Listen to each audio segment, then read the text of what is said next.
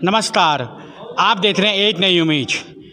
आज नई सोच नई खोज के माध्यम से फिर से बाल दिवस, शहीदी बाल दिवस यहाँ पर रेलवे कॉलोनी गुरुद्वारे विधानसभा सकूर बस्ती।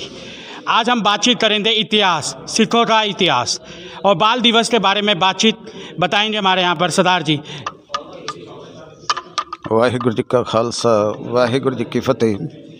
चार साहिबजादे पिक्चर जो फिल्म यहाँ रिलीज की गई है, ये धन गुरु गोबिंद सिंह साहब जी ने, जिन्होंने धर्म की खातिर, हिंदू धर्म की खातिर अपना सर्वंश दान दिया है।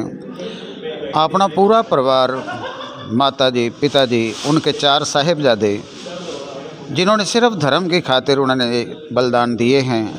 अपनी कोई जायदाद उन्होंने नहीं बनाई या अपने कोई फ़ायदे के लिए कुछ काम नहीं किया, सिर्फ धर्म की खातिर। और सिख धर्म बना ही इसीलिए है, ये दूसरों के धर्म को बचाने के लिए। और भी जो परोपकार करते हैं, सिख धर्म सबसे आगे होते हैं।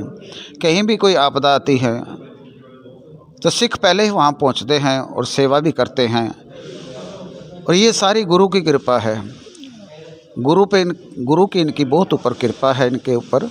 सो आज जो हम चार साहिबजादे, जो आप जी सारे सब पूरे देश में विदेशों में ये देखी जा रही है, आखिरकार गुरु गोबिंद सिंह साहब ने इस सर्वंश दान सिर्फ कौम के पीछे, धर्म के पीछे, कि हिंदू धर्म की खातिर अपने पिता को पहले उन्होंने भेजा और एक खुद आप पिता होने के नाते अपने बच्चों को भी बलिदान के लिए भेजा। ये एक गुरु गोबिंद सिंह ही हो सकते हैं और कोई नहीं हो सकता। और किसी भी धर्म में ऐसा गुरु कोई नहीं है जिसने सर्वंश दान दिया हो। ये गुरु गोबिंद सिंह ही हो सकते हैं। ये इतिहास में आगे तक रहेंगे, अब भी हैं, आगे भी हैं, उससे आगे भी रहेंगे। ये वाहिगुरु जी का खालसा, वाहिगुरु जी की फतेह। सर अभी एक मिनट सवाल है। सर, दिसंबर का महीना आता है दुखों का भंडार सिख परिवार, सिख कौम के लिए, लेकिन इसको दिखाने के लिए बहुत देर हो चुकी, लेकिन धीरे धीरे अब शुरुआत हुई है। अगर मैं यहाँ पर बोलूँ तो संस्था है नई सोच नई खोज के माध्यम से हर बार दिखाने की कोशिश रही है। हर गुरुद्वारों पे जब भी दिसंबर का समय आता है, बाल दिवस, वीर बाल दिवस, ये जो इतिहास बहुत पुराना कहूँगा, इतिहास आज जो है खुल रहा है धीरे धीरे पन्नों से, एक एक पन्ना पलट रहा है सिख कौम के। लेकिन ये इतने देर क्यों? आपको लगता नहीं है ये जो पहले हो जाना चाहिए था? बाल दिवस, वीर बाल दिवस आज प्रधानमंत्री मोदी जी ने 26 दिसंबर को घोषित भी कर दिया है और आज हर जगह बनाया गया है। क्या लगता नहीं है ये पीछे इतिहास जो हमारा खुद ही धीरे धीरे पीछे हट रहा है? क्योंकि अगर मैं कहूँ साहब कि आज बच्चों को भी अगर कहूँ देखा जाए तो वो भी बहुत कम जनों को पता है। अरे देखा, इस बारे में आप क्या कहना चाहिए? देखो, अब दिनों दिन लोग पढ़ते जा रहे हैं, पढ़ाई एक मैन हो गई है। दूसरा क्या है कि प्रशासन, गवर्नमेंट, अगर गवर्नमेंट इसको चाहे तो बहुत ऊंचा उठा सकती है, लेकिन गवर्नमेंट अगर ना चाहे तो आज तक जो पिछली गवर्नमेंटें जितनी भी थी उन्होंने इस तरफ ध्यान ही नहीं दिया।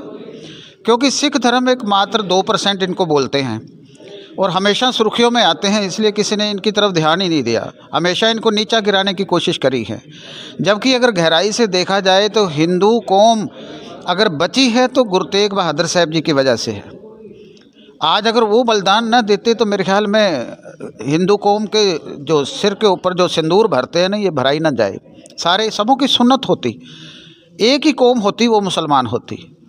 लेकिन ये लोगों को अब क्या है कि धीरे धीरे जैसे जैसे लोग पढ़े लिखे आ रहे हैं, अब किस जैसे गुरुद्वारों में लोग की सहजधारी जो ज़्यादा आ रहे हैं, नॉन सिख जिसको बोलते हैं, उनकी वजह से जब वो इतिहास को सुनते हैं तो उसमें भी कुछ बहुत अच्छे आदमी हैं जो आगे उसका प्रचार करते हैं।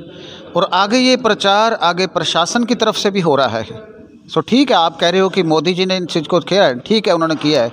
उन्होंने आप भी किताब एक लिखी है गुरु नानक देव साहब जी के ऊपर भी, जो एक उन्होंने अपनी पुस्तक बनाई है, उसमें भी गुरु नानक देव साहब का भी इतिहास, तो सिख इतिहास के ऊपर उनका जोर चल रहा है कि वो ज़्यादा से ज़्यादा इस इतिहास को, अब योगी जी ने भी यूपी में इस सिख इतिहास को किताबों में लिखा है कि ताकि बच्चों में एक जोश पैदा करे। ये एक बच्चों में जोश पैदा, जो बच्चे जो बुज़दिल हो रहे हैं आजकल, हिंदू कौम तो बहुत ज़्यादा बुज़दिल हो रही है, लेकिन उसको भी जागृति देने के लिए ये इतिहास उनको दिखाया जा रहा है। अब ठीक है, हर तरह का आदमी है, अब कुछ जहाँ अच्छे होते हैं वहाँ बुरे भी होते हैं, तो इसलिए हर तरह का आदमी है। कई पसंद करते हैं, कई नहीं पसंद करते।